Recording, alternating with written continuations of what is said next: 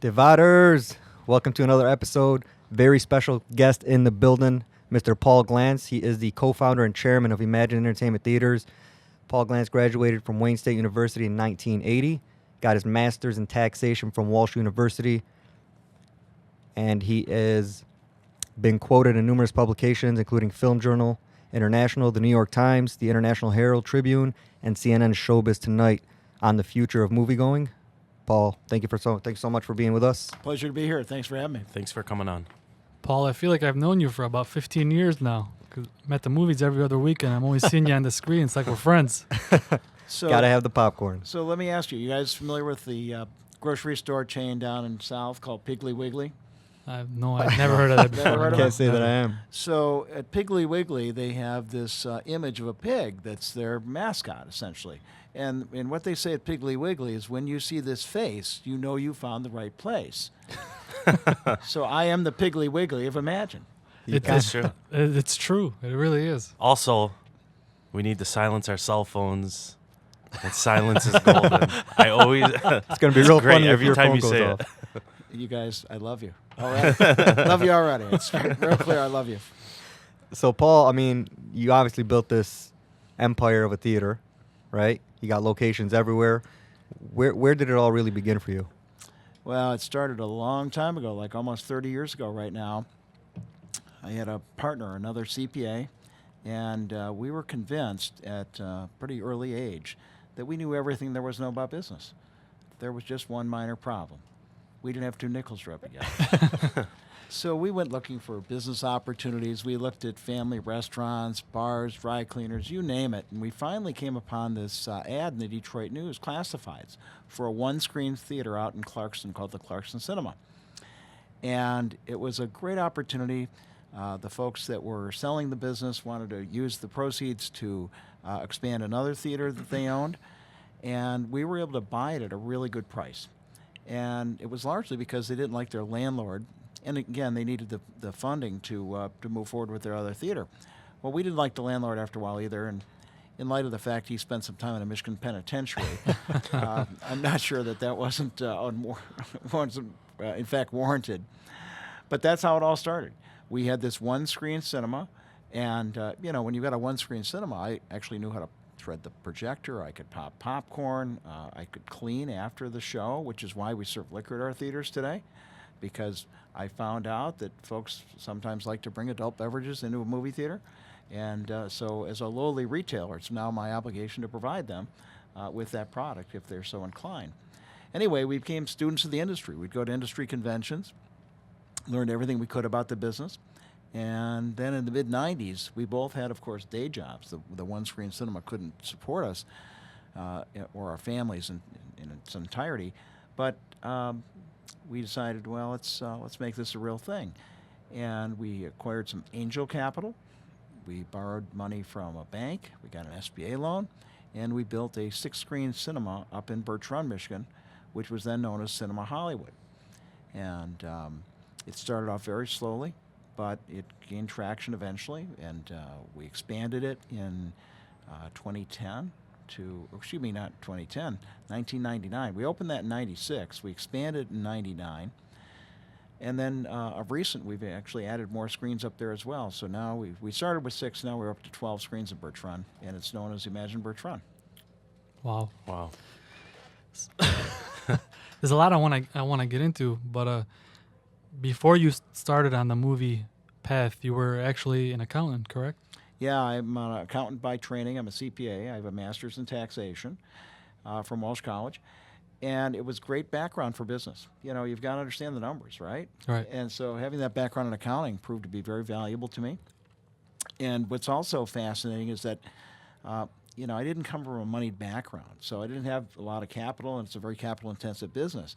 But practicing public accounting enabled me to also befriend people who were gracious enough to commit capital to our business. And some of my former clients are also now some of the biggest owners of Emagine. But the best story of capital, in my opinion, goes to the fact that the gentleman that I'd worked for in public accounting, his name is Jim. Jim was sort of my boss and a mentor to me. Jim was, along with his friend Dale, the original angel capital for the theater in Birch Run. Without their $450,000 going back to 1996, we would have nothing today. And it was fascinating because I had dinner with Jim last week, and he told me that at least 10 people told him, "You've got to be an idiot to put money in this deal." Not then? anymore. Not anymore. Now he's not looking like an idiot. That's Wow. usually how it starts, though. I feel like there's a lot of negativity around it, and then those are the ones that usually take off. You know, there's risk. There was plenty of risk associated with it, but we were diligent. We worked hard at it. I think over time we learned how to better serve our guests, and that's really what we're about. We're trying to provide our guests with the best experience possible, and so far so good. So why movie theaters? Because not many accountants will transition into the movie theater world. Why that space? Well, candidly, it's very pragmatic from this perspective. I shared with you that we looked at a lot of different businesses. The folks from whom we bought the theater had a single income statement for both theaters, meaning they didn't have sort of the results from the Fenton Cinema broken out from the Clarkson Cinema. And so I'm not sure they knew quite how profitable the business was that they were selling. But a couple of accountants could basically do forensic accounting and figure out that we were buying the business at 2 times pre-tax cash flow. Now, it was really critically important that we buy it right, and here's why. The source of that capital, 50 grand we borrowed on our credit cards, and 75 grand we borrowed on the bank. Oh my God. We had high cost capital, right? The most expensive capital you could imagine. But we needed it to be highly profitable because we needed that kind of return on assets to actually amortize the debt. So you guys went into this. You had no, well, I guess you had your accounting background, and that's where you got approved from the bank because you actually had stuff to put up for the $75K. But how do you get an investor to put up $450,000 with no previous movie background or no business background in that type of field? Well, we actually did. By the time we built Cinema Hollywood in Birch Run, it was in 96, it opened in 97. We actually had the experience of running the Clarkson before that. But it's true, we started out with zero equity. We had 100% debt, credit card debt and bank debt. And it's true, though, the bank looked at a couple CPAs and figured, these guys, even if the business doesn't work, they can work off 75 grand between them. But, it'd be very difficult to replicate that today. I don't know how you would get into the business today with as little capital as we had at the time. So was it more of like, are you you're a movie buff, obviously, or is it Yeah. more of your co-founder? I think something said where he's a huge movie buff. Well, I'm a big movie fan too. My mom was a big moviegoer. My dad wasn't really much of a moviegoer, but my mom was a moviegoer, and she would take me often. And, I've got very fond memories of my childhood going to the Maikai Theater in Livonia, the Terrace, the Quo Vadis. These are, theaters that are not necessarily around anymore, but they were awesome at the time. And it's really the genesis for what we're doing now with these enormous screens, because I remember as a kid being awed of these giant screens and larger than life-size figures on the screen and wonderful sound systems and so forth. So that's kind of what we're trying to do these days, is bring back that out-of-home experience, make it really special for our guests. Yeah, I think it was genius when you guys came up with the reserve seating, because anytime you go to the movie, you don't know where you're gonna sit. Like back in the early 2000s, then Emagine came up with you get to reserve your seat, so you know exactly where you're gonna sit. Is that something that you came up with, or just something that you thought of with you and your partner? Well, I'll tell you, it's all about the experience, and I think that some of the things that we've done over time have enhanced the quality of the experience. Now, I don't expect to be lauded for any of these things because, honestly, I think that had we not made these innovations, we would have been out of business a long time ago. But I think the beauty of assigned seating is that you can buy your tickets on your smartphone, on your desktop. You know where you're sitting. The benefit is you can come late, you can come early, come at your leisure, and ultimately this is 2 hours of escapism, right? 2 to 3 hours Correct, of escapism. yes. Yes. So you want to show up in a highly relaxed fashion, and so I think that the culmination or the combination of both reserved seating, putting your feet up, in reclining chairs and those type of things, it's all designed really to make it a more favorable out-of-home experience. Because again, if you look at our competition these days, there's a lot of competition. Oh, and, yeah. and a lot of it's indirect, right? Streaming and so forth. Correct. So we have to offer our guests something compelling, or they'll just stay home and watch something. You even offer the cuddle chair now. Yes. Now I'm going to tell you what. I'm taking responsibility for that one. That was my idea. And I'll tell you a little secret about that. I don't care if I put the first row of seats back 300 yards. No one would want to sit in the front row. Correct. No. Okay? So I've got this problem. I've got this real estate that's inherently unsaleable. Basically, you're paying for chairs that no one will buy, right? And so I had to figure out a means of making it attractive. And so probably little known about the cuddle chairs is, let's say it's $10 at night and $6 for a matinee. You can buy in blocks of 2 for that cuddle chair.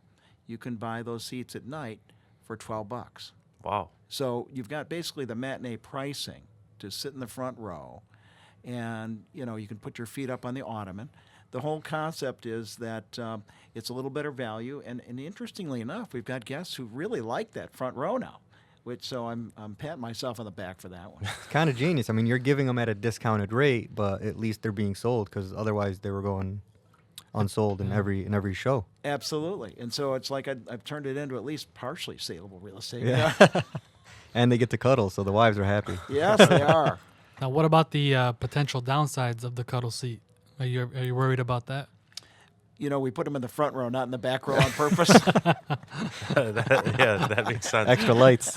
Yeah, Because I want to say something. I actually wanted to get one because whatever, but it was the front, and I'm like, no, Not at that's- Imagine. I don't want to be. I don't want to. I'm just kidding. there are people observing you in those seats. That's why we didn't put them in the back row. Mm-hmm. So $50,000 in credit card debt and a $75,000 bank loan. Yep. Just thinking of the numbers, it gives me anxiety because I'm the type of guy that hates debt. Was there ever a point where you maybe felt like, did I make a mistake? Did I dig myself a hole that I can't get out of? Or were you confident from the start? Multiple times. I thought I was in and couldn't even see up anymore. I was so far down. And honestly, it started in Birch Run. The Red Wings had not won a Stanley Cup in 42 years until they won on a Saturday night in early June of 1997. Now, that happened to be the second weekend we were open. And I can tell you that there wasn't a soul in that movie theater because everybody was fixated on the Red Wings, right? Right. The Wings hadn't won in 42 years. They're all watching hockey. They're at the bar. They're at homes. I literally cried going home that night. And it turned out to be one of the best things that ever occurred in our business career because I decided that what wasn't going to let it kill me. Next year, we're going to show the Stanley Cup playoffs. And we rented a digital projector, and we showed the Stanley Cup finals from start to finish, filled up an auditorium. We had a series of one-day liquor licenses that allowed us to sell beer while people were watching hockey. And it worked. And the reason I bring it up is because it put us at the very cutting edge of digital cinema. And that's critical because we were actually the first theater chain in the world to convert to all digital. And we did that in late 2005, early 2006. And so that experience in what we call alternative content or digital presentations actually started back in 1997 when I thought we were going to sink because we were, at that point, $3.5 million in debt. Oh my Jeez. God. No second way out, and nobody in the theater. Oh my God. I don't even know what I would do with myself. Do you guys still do the sporting events though for like the NBA finals? Would you guys have like theaters that are designated? We do. We show the Final Four. We do lots of stuff with sports and alternative content. We do pay-per-view wrestling occasionally. We do UFC sometimes. We've done boxing matches. Honestly, I think that's the future of the industry. It's not just filmed entertainment. It's whatever folks want to see in a really great environment. Now, is it upon request? Because I've never seen it being marketed. I've never seen. We probably could do a better job of marketing. It's on our website. It actually is listed along with the films. That'd be Yeah. insane. Those will be just available dates, or will we have to reserve? Yeah, you have to reserve seats for those just as well. Now, what saved us is that there was a little movie that came along in December of 1997. And I say that 1,600 people gave up their lives so we could survive financially. Do you remember what that was? No. 1,600 people gave up their life. Titanic? Yes, sir. I was just gonna say Perfect. You got it. I remember I'm a movie buff too, cuz. Yeah, you got it.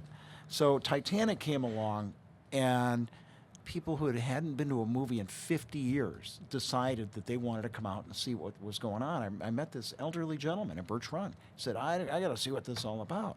He literally told me he hadn't been to a movie in 50 years.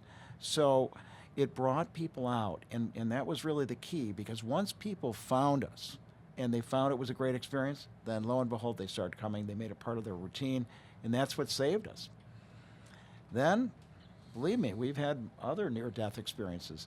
Like when we opened Emagine Novi back in 2002, I always say that what you don't know, when you don't know what you don't know, it's the worst thing in business. Exactly. And what I didn't know was I'd have a film buying problem in Novi. My competitor across the street had a family history in the industry. And when we built this new theater with 18 screens and state-of-the-art, beautiful, the guy across the street, whose dad had been in the business since the 1930s, decided that he was going to get in the way. And so he went to his buddies in Hollywood and said, don't you dare sell them all the feature films. And so for 2+ years, we had 18 screens and about half the feature releases. Oh god. How does that work exactly in Yeah. terms of capturing the feature film? I thought everybody would get access to those. Oh, no. I learned the hard way, because I didn't know What you didn't know. that my buddy across the street, who was my competitor, could actually squeeze me out of films. And I've got emails going back to that time period where folks wrote to me and said, how stupid can you be not to be playing this film? Well, I wanted to slit my wrist. Of course I wanted to play the film. Yeah. But Hollywood wouldn't license it to us because they called the Novi area zone, and they only wanted to sell their film in one theater in a zone. Anyway, we eventually overcame that, and it was a blessing because, we'd be kaput today if that standard were still applied to us. So these days, of course, we're privileged to be able to exhibit pretty much every wide release film. So is that rule still the case today? There are still vestiges of it, and so it's not completely resolved. In fact, in Birmingham of recent, our friend down the street was playing a film, and they said you can't play it, and so I still put up with it to some degree. But for the most part, we have a very good relationship with the studios, and we do get to play virtually every major release these days. So that's why there's certain theaters that don't play certain movies, is because they don't get the licensing from the studios. Yeah, or sometimes, like we've only got 7 screens in Birmingham. You have to make some tough decisions if you only have 7 Which ones you want to screens. show? Exactly. But our handicap was we had 18 screens. I say we built a superstore and we stocked it like a convenience store. That was a real problem for 2.5 Yeah. years. And it's kind of a neat story. I don't know how much time we've got, but it was a neat story how we overcame it. Essentially, I had a friend from Birch Run. His name is Lou Dodak, and Lou is the former Speaker of the House of Representatives. Lou was working as a lobbyist at the time I got to know him.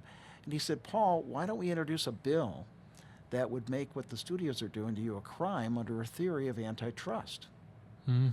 Wow. It's good to have friends in high places, huh? Yeah. Well, we drafted the law. I actually had a sponsor in both the House and the Senate. We never introduced it. And the reason we didn't introduce it because legislation can get relegated to a subcommittee. And the Motion Picture Association of America, which was it is the lobbying organization for the studios, they were none too pleased with me. In fact, there was a time, and I was the most hated exhibitor in the United States, because I wanted to take their 1930s business practices and make it a crime. Right. Wow. Anyway, so I was the bad cop back in Michigan. I hired a new film buyer out in California. He was our good cop. Eventually, we proved to the studios that it was in their best interest to license us all the films, because whenever they did so, they made more money. And so we eventually overcame it. But it was a gruesome time in our business history, because thankfully by that time I'd made a little bit of money in the insurance business. I was shoveling in money like it was coal into a fire to keep the thing afloat, Right. because I had to continue to pay all my bills on time to my creditors. Because one of the things in business is if you don't pay people on time, if you give people the impression that you're in financial trouble, it becomes a self-fulfilling prophecy. You're going to be in trouble because if the perception becomes the reality. And think about it this way. If you don't pay people on time, what do? They put you on COD. Okay, now you got to come up with more money up front. It's worse. So I was shoveling money, and thank goodness I had the money to throw in at that point in time. But I think at one point in time, Emagine Nova owed me $900,000. Jeez. Yeah. God, It's not chump change. not Trump change at all. No, but one of the things I'm most proud of is that, I've had a lot of investors, provide capital to our businesses over the years. I have never once perpetrated what I call a capital call. I've never gone to my investors and said, this hasn't worked out very well. Why don't you throw in more money? I've never done that to them. And I think I've earned a lot of respect from my investors for doing so, because whenever we've had challenges, I found a way basically to make my problem, not their problem. And I think it's earned me a lot of credit with those folks. And by the way, it's the right way to treat people. Absolutely. Definitely. Yeah. I'm guessing you've never had a problem gaining investors in any endeavors that you've been in then. Well, it hasn't always been easy. When we were doing Emagine Canton originally, we needed $5 million of equity. And we had about 3.75 in holding. And that's when I met another partner of mine. His name is John Goldstein. John and his family came up with $1,250,000, which got us off the ground in Canton. And that's been a very successful theater for us. Where do you meet these guys? So maybe I can meet one of them. In this case, John actually reached out to me through the internet. I'm not kidding you. He crazy. kind of admired what we were doing. He was living in Chicago at the time. He wanted to be in the business. And so he helped raise that kind of money with his family and friends. And they basically filled in the void that we had in our capital. So he just called. He caught wind that you guys needed $1,250,000, and he just reached out. Well, he called me, and then I brought it up. Pitched it. Yeah. You want to be my friend? Best friends. That's right. How about sorry. No, go ahead.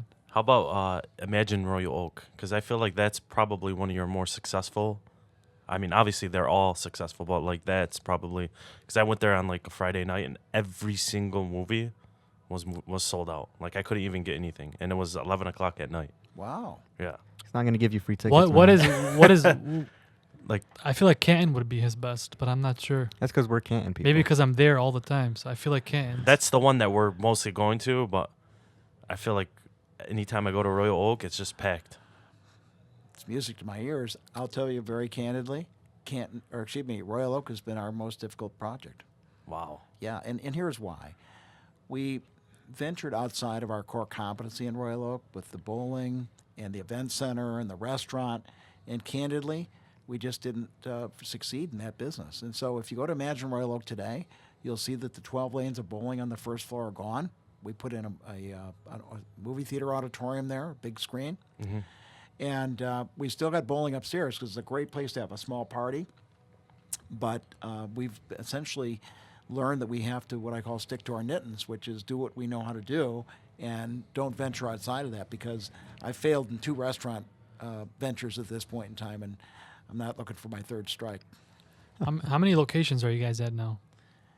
I have 11 that I'm responsible for. Under the Emagine name? There are actually 20 under the Emagine brand name. John, a gentleman I mentioned previously, John has 8 in Minnesota that are branded as Emagine Theaters. And what we did is we found a way to spread our corporate overhead over a larger base. And so, and there's some value in terms of collective purchasing and cutting deals with organizations like Coca-Cola and so forth. So so John has 8 in Minnesota. He's working on a 9th. We have 9 in Michigan that I'm responsible for. Plus, we have one down in Frankfort, Illinois, which is a suburb of Chicago, and one in Lake Geneva, Wisconsin. So you guys are spread across 4 different states now. We are. That's great. Hold on, I got something. This is almost completely off topic, but it's still relevant. I heard that back in 2015, you were actually in a fantasy league, but it was like a fantasy movie league. Is this true? We do those things, but I don't think I really actively participated because I'm terrible at that. From my understanding, you got second. I did? I don't know. Maybe That's what I read. Maybe somebody... Somebody likes you? Yeah, somebody likes me. I was wondering how that would work. You just pick movies that that you were into, or I think you pick your stars, and you pick. It's a guessing contest about what film's going to do, like opening weekend, how much it's going to gross. okay? And so I think you get points if you're close.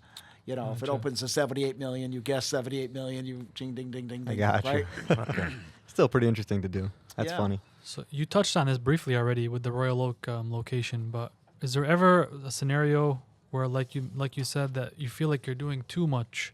Because you're always trying to stave off competition, correct? Absolutely. And maybe sometimes we're overthinking in a sense of what the consumer really wants. Yeah, I mean, one of the things I think you need to understand about entrepreneurism is, you guys probably are entrepreneurs yourselves, is that not everything you do is going to work. And, you know, the key is to try not to die when you make a mistake, right? Right. And so the good news is that I've thankfully had the financial wherewithal when I've made some pretty substantial mistakes to be able to, you know, find a shovel and bury myself. But restaurants haven't worked. The bowling worked in the winter, but nobody goes bowling in the summer in Michigan. So the place was fallow for 8 months of the year. You know, it worked great in the winter. We made money in December and November. And And that's then about it. that's about it. And then you had all the personnel, all the costs associated with carrying the restaurant the rest of the year. So how, in your opinion, would you guys stave off the competition? Whether it's competing movie theaters, whether it's the Netflix of the world, the Hulus, whatever it may be. I think it goes back to trying to offer our guests a good experience. It's the reclining chairs, it's the in-seat service, it's the online ticketing. Hopefully it's a combination of all those things that makes it an experience that you would deem to be a worthy value. Because again, you know, we can all put our feet up at home and watch a movie, right? And we've got access to lots of different filmed entertainment right in our homes Right. these days. So if I don't make it so that you guys see value in it, you'll vote with your wallets and stay home. That's why, you know, when people laud me again, oh, you brought these reclining chairs, it's wonderful. Hey, I got to survive, right? Because look at how competitive this world has become. And the world gets more competitive every single day. Correct. FYI, those chairs, amazing. Yeah. Glad you like them. Yeah. Do you know, you probably don't know this, but we're in our second generation of chairs now. We've got some, honestly, they didn't last very long. And so in Canton, for example, we just replaced the whole fleet of chairs. Speaking of the chairs, was that a difficult decision for you? Because I would assume you have less tickets, you know, at the you know what I mean? It's taken my industry some time to figure it out. And we weren't the first to offer reclining chairs in the Metropolitan Detroit market. It was actually done by AMC at Star John R.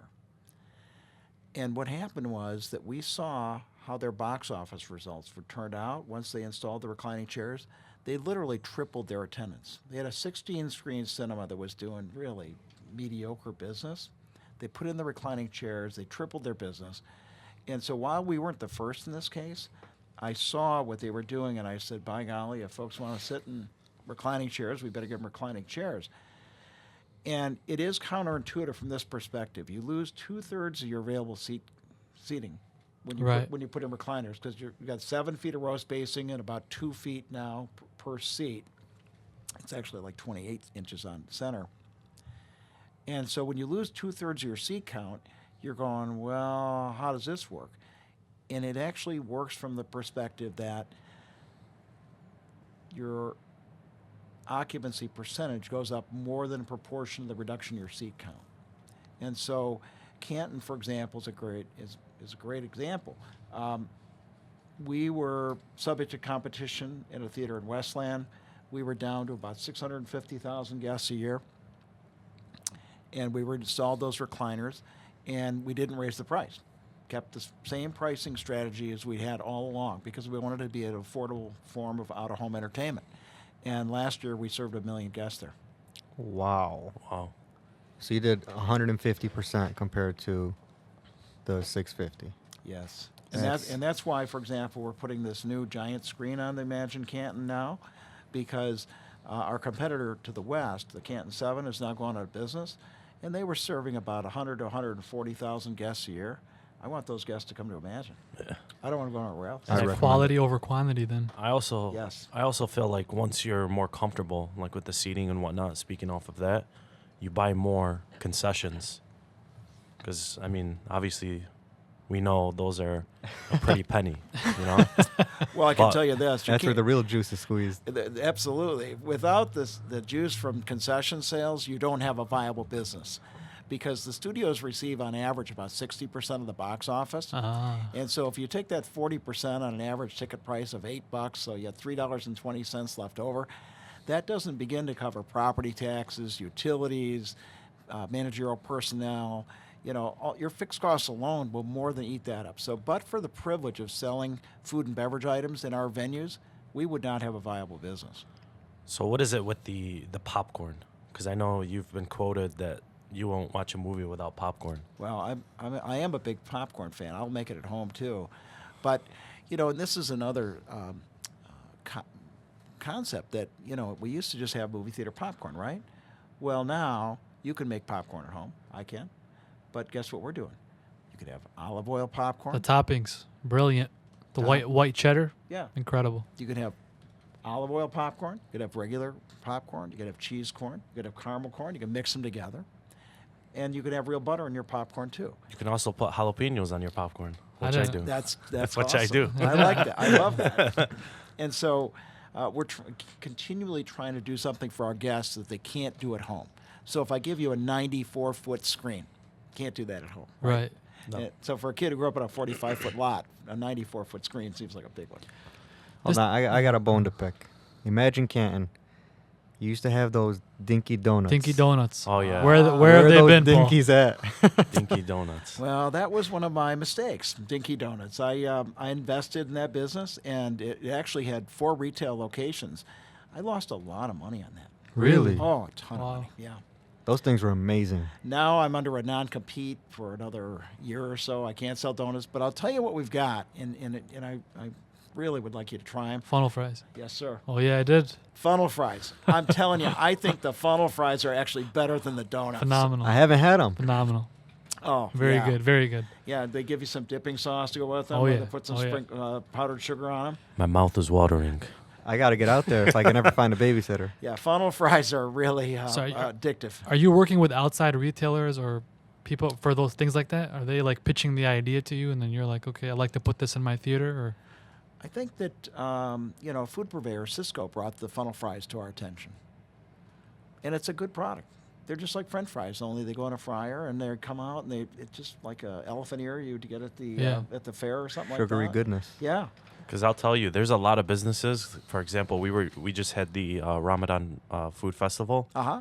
and there's a lot of those small businesses that just come out at that time during Ramadan. Yes. And I mean, they would be amazing, and like the donuts, in the movie space? Oh, yeah, absolutely. the beaver tails. Did you guys have Yeah, those? yeah, there was a lot of What's a things. beaver tail? Beaver tail is basically it's like a funnel cake, but Okay. it's shaped as a rectangle Oh. with like Toppings and stuff. Nutella and Reese's Pieces if you want. It's Canadian. It I comes. was- Yeah. I say anything you put Nutella on it, it's going to be awesome, right? You probably have to build a completely different space for it, though. Yeah. Yeah, of all although the we've toppings. got fryers in all of our buildings now, and so that's why funnel fries work.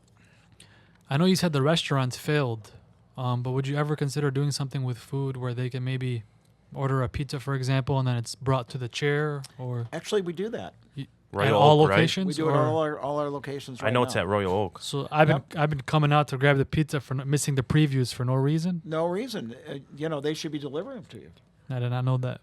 How do you Now, make that happen? Let me check with our managers and see if they figured that out yet. Oh, we But just put somebody on I did blast. not know that. I did not know that. That's our best practice is to say to folks, let's see your ticket. We know where you're sitting. We'll bring it right to your seat. So you ordered at the counter, Yep. and then you asked them to deliver it to you when it's ready.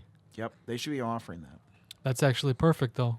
Yeah, that's Yeah, I genius. had some people that were next to me. I went like a week ago, and they were actually taking orders and stuff. It was Emagine Macomb. Oh, yeah. Yep. They're good at Macomb. They know how to do that. Yeah, so I think it's similar to the ongoing discussion in regards to sporting events. The whole thing, like, why would I pay for the price of a ticket when I can enjoy it in the comfort of my home? So I know there's that ongoing debate with you guys, but for me personally, it's never been one for me because people sometimes just want to get out. Like, I mean, people have families, they have jobs. They don't want to just sit home sometimes. They want to go have a nice, experience outside of the house. There's a school of thought that says that we all have kitchens in our homes, yet we go out to restaurants. Exactly, Right? yeah. And so I believe that we do want to be naturally social animals. We want to get out. But I think that, again, if you were sitting on an uncomfortable chair, the floors were sticky, you had to race in the auditorium to get a decent seat. I mean, I think you'd think twice about Yeah, whether or not yeah. that's really a value. And so I think where we've got a substantial competitive advantage over sporting events, for example, is we're at a much lower price point. I was listening on the radio today about Mary Kramer from Crane's Detroit Business was talking about the average revenue per capita at a Tiger game is $73. We're nowhere near that. Our average, including ticket and food and beverage, would turn out to be more like $16. Really? Yes. 'Cause And Tigers so- tickets are expensive. Yeah. So I'd like to believe that we're a value, and in fact, it's a fascinating concept that there was a company called iPick, and their predecessor was Gold Class Cinema. They would charge $35 for movie tickets, and and it was a wonderful experience. People loved it, and they give you blankets. I mean, it's really over the top, but the result is that folks would only go for special occasions. The culture in the United States is that we go more frequently. If you compare the frequency of movie going in the U.S., say, to Europe, in Europe it's about half or less the frequency. And so Americans are just more sort of accustomed to going to the show more frequently. I don't know if it's ingrained in our culture, but the point is that I need to make the price point so it's attractive, and that's why we want to hold down the ticket price so that we fill up the seats. Honestly, when I'm in a volume business, I've got to fill seats. That's really my responsibility. And if folks come, then we'll have the privilege of offering food and beverage once they're there. Sorry, go ahead. There is a theater in Birmingham, right, that offers like dinner and a movie, That's the Palladium or Yeah. something. That's ours. Is it? Yeah, Yeah. it's Imagine they- Palladium. They do that in Birmingham, and it's great to go to, but I've only gone on special occasions, which was what you were saying. So Yeah. Now the folks who offered dinner and a movie, that was their predecessor. They went out of business. Oh, Again, okay. again, that restaurant business will do that to you. But we're offering more expanded food offerings, but not gourmet food. Honestly, I've got the adage these days: if a high school kid can't make it, we can't sell it. Well, what's the age demographic you guys are targeting, or is there not one? Well, I think folks of all ages like movies, but it's clear that younger people are more frequent moviegoers. Then when you've got kids, you're less likely to go because you've got to find a babysitter and so forth. And so I think depending on where you're at in your life, you go more frequently or less frequently. And again, it's a function of your other responsibilities, your family life, your ability to get out and so forth. Sorry, I gotta ask this. Have you guys ever considered like a daycare? We have. It's really hard, and here's why. You don't know how to forecast demand, so you've got a daycare provider there, and you don't know if one kid will show up or 7 kids will show up. Gotta be staffed. And then, of course, we've got a system of jurisprudence in this country where the lawyers would all have a field day if little Johnny Yeah. Very yes. true. gets a cold or something. So there's some liability exposure that comes Absolutely. along with it as well. So you mentioned sporting events. Have you ever thought of like doing gaming events where it's like, because gaming is huge now. In fact, we've done gaming. We've done gaming in Royal Oak. Microsoft actually sponsored an event we had on a Sunday, and it was all these different colleges, and the young people were competing with each other. They were looking at the audience, and the audience was looking at the screen, but it was like on a delay, so that you wouldn't be able to influence the game itself. But we're really high on esports. We want to pursue that a great idea. vigorously. Yes. Yeah. That or I just had it in my head. Go ahead. I gotta ask you this question, otherwise I might get in trouble when I go home. But parties, parties are only weekends available. Like if someone wants to rent out for a birthday party or something, can that only be done on a weekday? Or because my sister-in-law actually wanted me to ask you because she said she tried to during the week, but it wasn't available. Is that something you guys don't offer, or is it? When we're turning down revenue, I want to know exactly who that is. I think we got somebody else in trouble. I need your sister-in-law to tell me exactly who was it that said we're not taking your money so today. so you can do birthday parties during the week then. Absolutely. We can do birthday parties anytime, night or day, any day of the week. So how does that work? Whether it's a birthday party or let's say we want to go and watch the game. Yeah. Do we got to rent out the entire theater? Well, I'll tell you what we got these days, and these are really ideal for the kind of parties you're talking about. We have what are called screening rooms. And in fact, what we're building in Canton is both the giant screen, but we're also building a screening room. A screening room has 24 seats Okay. and a screen that's good size in relationship to the auditorium. We have screening rooms now in Birmingham, Royal Oak, Frankfurt, as well as Heartland Township, and we're going to put one in Canton. These are the perfect things for kids' birthday parties. Here's why. Because we can serve your food, your birthday cake, all right there, and you don't have to go like a party room and then move from the party Perfect, room yep. to go Yeah. watch the movie. So you're all contained in one spot. So our screening rooms have proven to be extremely popular because you could bring your Hulu account. Let's say, what was the TV series that just ended? Game of Thrones. Oh, Yeah. I was gonna yes. mention that. I'll We- say something after though. Go ahead. We had all kinds of folks who brought their HBO account with them and rented a screening room and just had a viewing Wow, party. we should have done that. And so I'd like to tell you that I think that those screening rooms are really ideal because if you've got anything over 10 or 15 people, it's a good value. It's essentially the cost of the movie. So if ticket. we ever wanted to watch, for example, the Super Bowl or something, would you guys offer something like that? Absolutely, we actually do typically show that. It wouldn't be a screening room. It would be, or would it be a screening room? Well, it depends on how many folks you're bringing.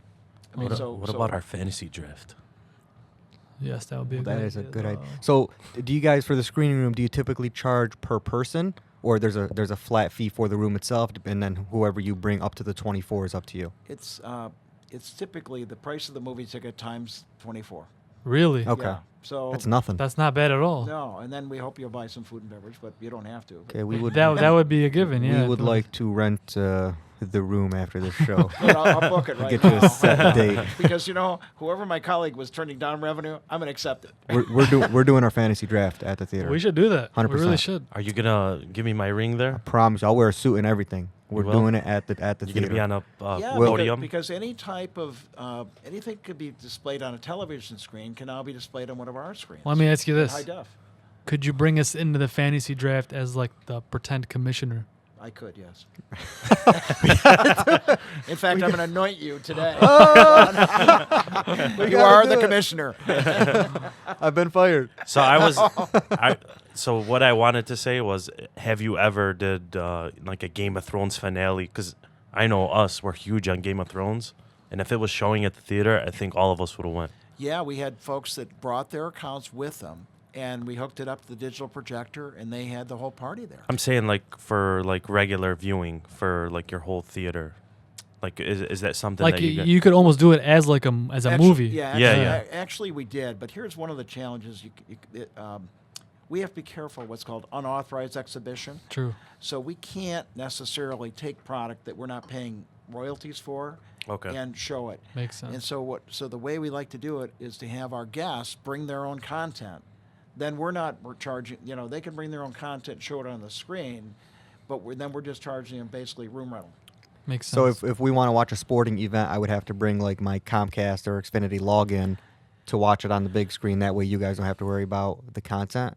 The difference with a sporting event is that as long as you're not charging for it, most of the sports leagues are going to turn the other cheek. They're not going to look at it. Now, years ago when the Super Bowl was in Detroit, I was planning on showing the game in Novi, and I got a letter from the lawyer at the NFL, and said, I don't think that's a good idea. And guess what? It wasn't a good idea. Once you get that letter, it's a wrap. Yeah, the NFL's got a lot of money to pursue little pipsqueaks like me, and so I thought, man. you're right. We're not going to show that. We're not going to show that Sorry, game guys. after all. Full refunds. Yeah. I don't know if I read this correctly or if this was a rumor, but are you guys have a new project going on in Detroit? We are absolutely working toward building a big theater in Detroit. With a specific well-known rapper, Yeah, Big Sean. Big Sean. Girl, how big is it? And it's interesting. And how did that partnership come about? Sean's a big Detroit guy. He grew up in Detroit, went to Cass Tech, has a lot of affinity for this marketplace. And we'd gotten wind that he was interested in doing a movie theater in Detroit, and we did as well. And somehow, I think my CEO, Anthony, arranged for a meeting. And we talked to Sean, his business manager, his mom, and Myra, who's lovely. And we decided we would do it together. That's amazing. And so it'll be, I'm really looking forward to it. We've been struggling to find the right location for it, but I believe we're now really achieving some traction in terms of a site selection process. So I'm hoping that we will be able to announce a location before the end of this year. When do you anticipate that project being completed? You know, if we announce it this year, we're going to go through a lot of entitlements and engineering and architecture and so forth. I would think that realistically, we're probably looking at early 2021. Okay. With locations that you're looking at, are you thinking in the heart of downtown or like midtown? The heart of downtown is challenging because of parking. You Oh, know, that's right. we find that people don't like even paying for parking in Royal Oak, but even if it's $2 or $2.50. Mm-hmm. Now, mind you, if you're a loyalty member, we validate your parking in Royal Oak, so we try to address that concern. But you know, if you come down when there's something going on at the Fox or at the Joe Louis, or not Joe Louis, but Little Caesars, parking's $45. Mm-hmm. Yeah, that's ridiculous. Nobody's going to pay $45 to go to a movie. And so we think that the central business district is a tough place to put it. You know, unless Dan Gilbert wants to give us greatly subsidized pricing. I'll talk to Dan for you. Yeah. I'll talk. Works for Quicken, so. Is that right? Well, yeah. Ask Dan if he could greatly subsidize our parking. I'll We'll see make what it he work. says. I got Okay. a So golf meeting with him next What week. we can do is we can have him reach out to Dan, and since you know Sean on a first name basis, you can maybe introduce us. We'll bring him on the podcast. You know, what do you? He's a really fine young man. I like him a lot. We'd love to have him on. He was at the Quicken conference. Yes. All team member concert. He came on, put on a concert for us. It was pretty nice. Yeah, I know good he's dude. done work with Dan before, and I'm glad to hear you guys enjoyed it. He's a terrific guy. Great rapper. So we have, you want to go with the listener questions? We had some people reach out to us and wanted us to ask you these questions. So we're gonna shoot them at you, and you give us whatever type of answer you want. Is no comment a good answer? Nah, I don't think any of them are these types Yeah, of they're questions. not. They're not. Okay. So we had one listener say, "Why are we forced to watch commercials before every movie?" Commercials, they mean like the previews? Correct. Before the previews. Is there Oh. commercials before the previews? There are. Yeah, so it's because I get paid 26 cents per guest. It's a good enough answer. That's a great answer. However, here's what I would tell you. With the advent of reserved seating, you never have to be subject to a commercial. Right. That's why I don't have True. an issue with that. And the other thing I would tell you is that I remember going to AMC, and they would tell you the movie's going to start at 8. Well, at 8, they would start showing you commercials. Well, what we do is if we tell you the movie's going to start at 8, we start showing previews at 8, then we show the film. Now, the only exception is that somehow, some way, I miscalculated with Coca-Cola, and they get some one ad in there just before the film. It grinds me, candidly. I'm going to change that in the next contract. So you are subjected to one Coca-Cola commercial. They got you hooked because Yeah. I'm a Pepsi guy, so it's. Uh-oh. I sometimes walk out of the theater after that one. I don't blame you. No, I'm just messing. but I think the answer is go take a break. Your seat will be there. Come and buy another pizza. Yeah. There you go. Another sale. So typically the movie time is the start of the previews. Yes, for exactly. future reference. Right. And the good thing about me telling you that secret is you could be 10 minutes late and Right. not miss the film. So Yeah. so typically, if the movie shows at 8:00, Yep. it's not starting until about 8:15. Is that fair to say? That's It's very- always 15 minutes. Yeah, it depends on the number of trailers and the length of the trailers, but I would Tend say to be safe. yeah, I would say 10 to 15 minutes. You're in good shape. Okay. Next question here: would you ever consider selling halal hot dogs?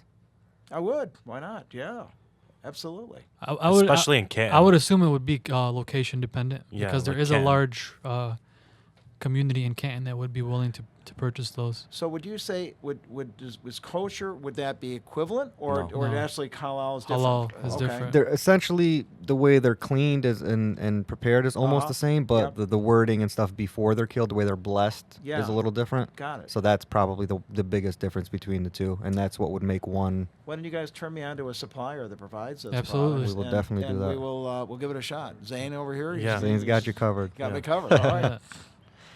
All right, next question. I think you already answered it, but I'm going to ask it just so you can answer it again. Why are things so expensive at the concession stands?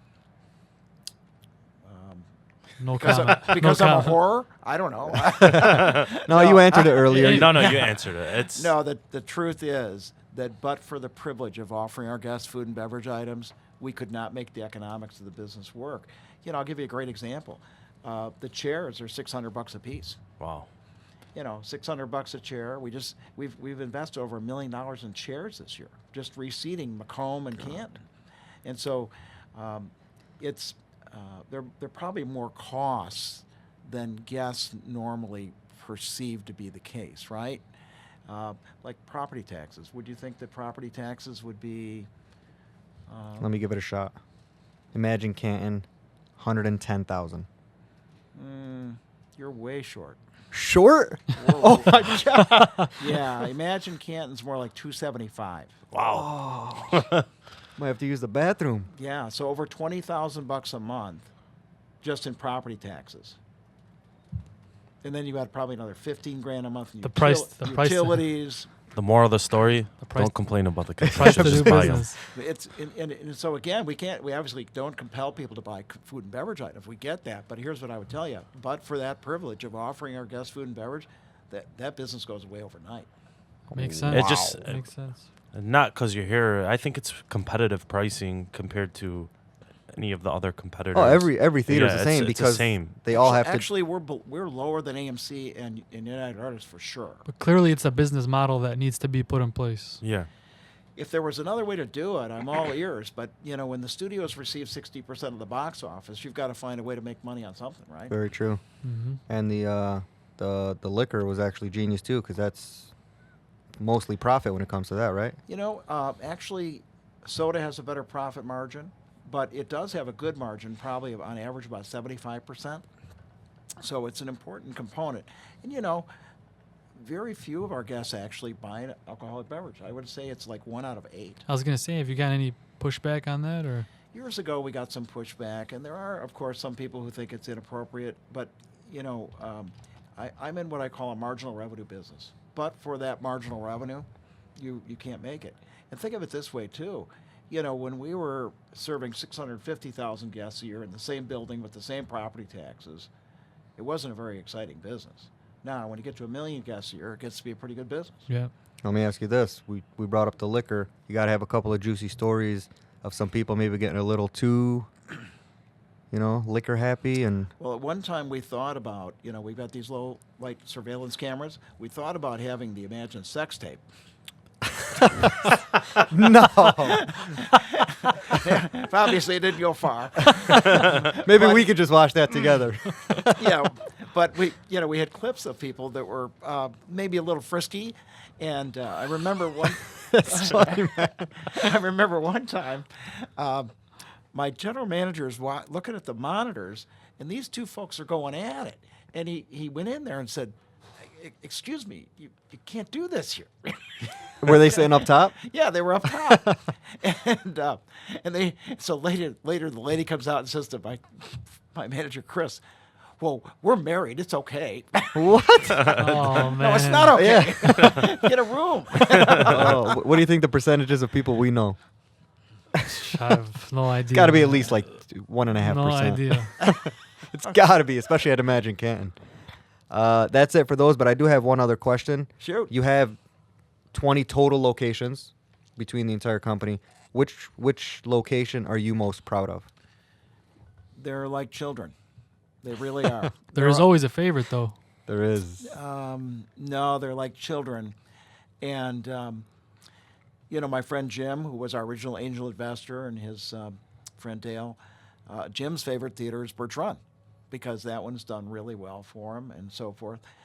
But in my case, I love them all, like my children. I don't differentiate with them between them anyway.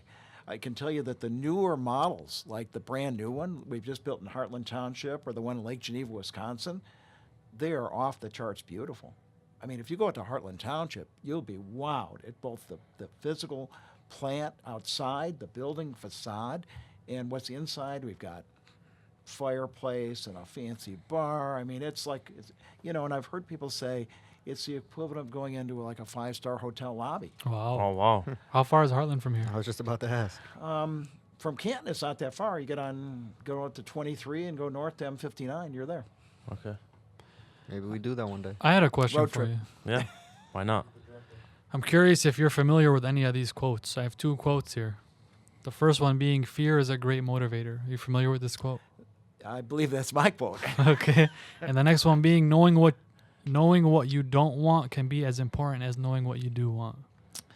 That came into play in my life too, because while I was going to college, I worked for a major auto manufacturer doing accounting work. And I recognized that I didn't want to work for a major auto manufacturer in accounting. Okay. And so when you learn what you don't want to do, it helps you guide you to what you do want to do. Right. You've obviously come a long way over the course of how many years has it been since you started? Well, it's been, if you count going back to the Clarkson Cinema days, this month is 30 years. 30 years. So if there's a piece of advice you could give young entrepreneurs who sometimes get caught in the mindset of thinking they can make this type of success happen overnight, it's clearly not an overnight type of thing, what advice would you give them? No, in fact, before I respond, I can tell you that I've got a friend by the name of Andy Appleby who created the United Shore Baseball League out in Utica. And Andy has the adage that it's the best 10-year overnight success he's ever achieved with that, because he spent years toiling trying to find location, put it all together. And so I think that patience is really required. In my case, I'll be candid with you, I didn't make any money until I was about 40 years old. And so, now there are young people that are much smarter than me that make a lot of money well before that, right? But, we all progressed at our own pace. And one of the good things I learned as an accountant doing tax returns and so forth is this: no matter how much money you make, somebody makes more. So don't judge your happiness, don't judge your value based on what somebody else makes. And life ain't fair, because you may look at somebody across the way in the office and say, "Why is he making that and I'm making this?" There's no upside to that type of mindset. Live your own life. Well said, well said. Yeah. Okay. You want to jump into the 411 here? Ready for we're the gonna, We're 411? going to integrate you on some sports. I just have a few. Get your opinions Let's on go these. for Are it. you a tennis guy? No. Okay. Scratch So that. what? Let's do it anyways. Let's First just- one is Rafael Nadal wins his 12th French Open. Is that a record? It's almost. The king of clay. Yeah. He is. He doesn't lose on clay, by the way. Never. No. Now, do Isn't you- he like 57-0 or something? He's not the best ever, in my opinion. I would give it to Federer. I still think Federer over him, but on clay, I don't think it's close. He's unbeatable pretty much. Have you ever played tennis, Paul? Once or twice. Once or twice. So there's like Almost as bad as my golf game. there's like 6 different surfaces. There's like clay, there's grass, there's I don't even know. There's a bunch of things. So none of us are tennis players here. Concrete where I play. Definitely Yeah. not. Concrete. Yeah. All right. Are you a baseball guy? A little bit. Big Papi Ortiz got shot in the Dominican Republic. Yeah, in his home country. That's awful. Sitting on a terrible. chair. Sitting on a chair? Just sitting on a chair. Someone came up and shot him in the back. But I understand that there was some justice meted out. I saw There that. was. You guys seen the video? I haven't seen the video, but Ooh. apparently the folks that were around him took issue with Oh it. yeah. We'll show you the video right after we get off. He's bloodied. He's bloodied in Oh, that yeah. video. Well, and rightly so. It's Yeah. I mean, Boy, isn't Poppy like king He's- over he's- there? He's an icon over there. Yeah, he's yeah, like and he's royalty. thank goodness he's not, more seriously injured. Apparently the bullet went right through him, went through his belly, and he's okay. But inch or two either way. 'Cause it terrible. Could have killed the poor guy. Absolutely. I left the best for last because I know you're a Golden State fan. Klay Thompson is locked in to star in Space Jam 2 with LeBron. That's awesome. How did that happen? I Now, have do no you, clue. do you think that's a marketing scheme from LeBron to get him to the Lakers? It's worth a shot. Because guess who else is in that movie? Who else? Anthony Davis. Is he really? Is Yeah. he really? Oh. He is. So LeBron might be assembling a little dream team. Is that your team or is Space Jam 2? I mean, are you serious? They're going to bring back a Space Jam? Oh yeah, they are. Yeah. They already have it. You should play that. Well, we will. I didn't know it was in the lineup. I don't. Is Golden State your team or like? No, I just admire the fact that they've had such a good run, Yeah. and And I've got a cousin who lives out in California. It's her team, and I'm thinking, well, I'm going to root for this team because it's Barbie's team. Yeah. They play tonight. Yeah. Play tonight, 9 o'clock. Kevin Durant is playing. You have to wager all of your excess, every Imagine theater, who wins tonight and who wins the series. Oh, Paul. believe me. Hypothetically speaking, obviously. Okay, hypothetically, good. I think Toronto's up a lot, but if their stars are healthy enough to play, you cannot count out the Golden State Warriors. Clay and Kevin are playing. So you Yeah. got them coming back down 3-1. I think they're going to come back. Wow. We'll man- hold he's your bold. feet to the fire. After. He's bold. That's why he's successful. Anything else, or is that pretty much it? Oh, that's it. I only had a few. Paul, thank you so much for joining us. It's my pleasure. I know you Good have time. your Thank you. social medias. You're on the Twitter. You're on Instagram. If you want to give us your handles. Actually, I'm not on Instagram. You're not on Instagram. So I tagged a Yeah. fake Paul Glantz official. Yeah. That wasn't you. There is a Paul Glantz on Instagram. Oh, the real Paul Glantz? Now that's an awesome thing. They've got a little miniature cutout of Paul Glantz, and we believe it's a Southwest Airlines pilot who takes little Paul Glantz everywhere in the cockpit in the plane, buries him in sand. It's like, so that's the real Paul Glantz. Wow, that's how you know you made it. Yeah, Well, I know you're on Twitter. What's your Twitter handle? at Paul Glantz. At Paul Glantz. Easy enough. All Imagine movie theaters. Check them out, guys. Don't complain about the concessions. It's how this man makes a living. Paul, thank you so much for being on. Thank you for being here, Paul. Thanks, Alec. Take us out. Awesome. We're out!